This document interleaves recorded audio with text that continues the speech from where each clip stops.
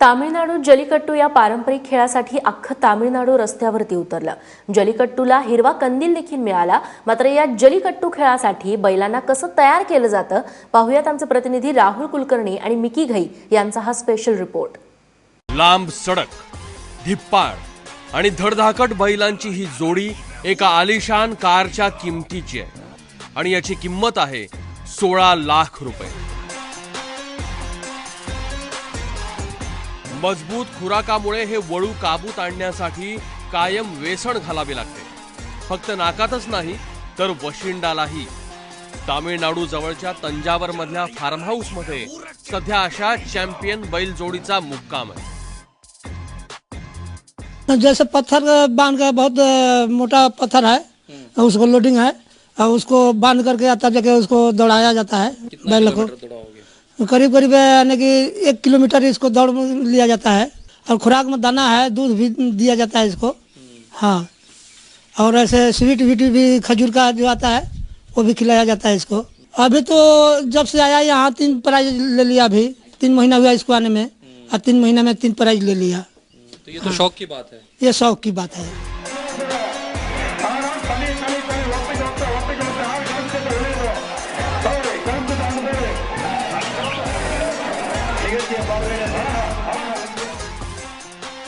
संक्रांतीच्या काळात जलीकट्टूचं आयोजन होतं।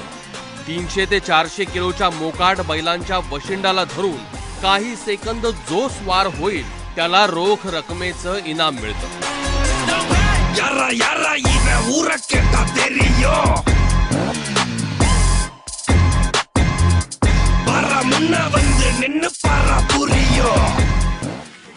स्पेनच्या बुलफाईट पेक्षा हा खेळ वेगळा आहे। इथं बैलांना इजा केली जात नाही, कोणतंही हत्यारही वापरलं जात नाही, पण बैलांना डिवचण्यासाठी दारू पाजली जाते। काही ठिकाणी डोळ्यात तिखटही टाकलं जात असल्याचा आरोप आहे आणि इथंच वाद सुरू होतो।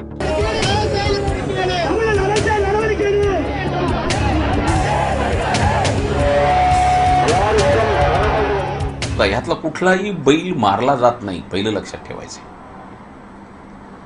मग जर बैलांना ह्यातही क्रूरता शिंग धरताना होत असेल असं वाटत असेल तर बकरीदच्या दिवशी लाखो बोकड कापले जातात, ते तुम्ही बंदी का नाही करत आहे तुम्ही? आणि म्हणून मग याला कुठेतरी असं वाटायला लागतं की ह्याला काही धार्मिक वास आहे का? परंतु मला या क्षणाला असं वाटतं पेटा नावाची एक ऑर्गनायझेशन ती आपले असे उद्योग करत बसते। दुर्दैवाने सुप्रीम कोर्टाच्या जजेसनी हे सगळे मुद्दे विचारात घ्यायला पाहिजेत की साहसी वृत्ती पाहिजे।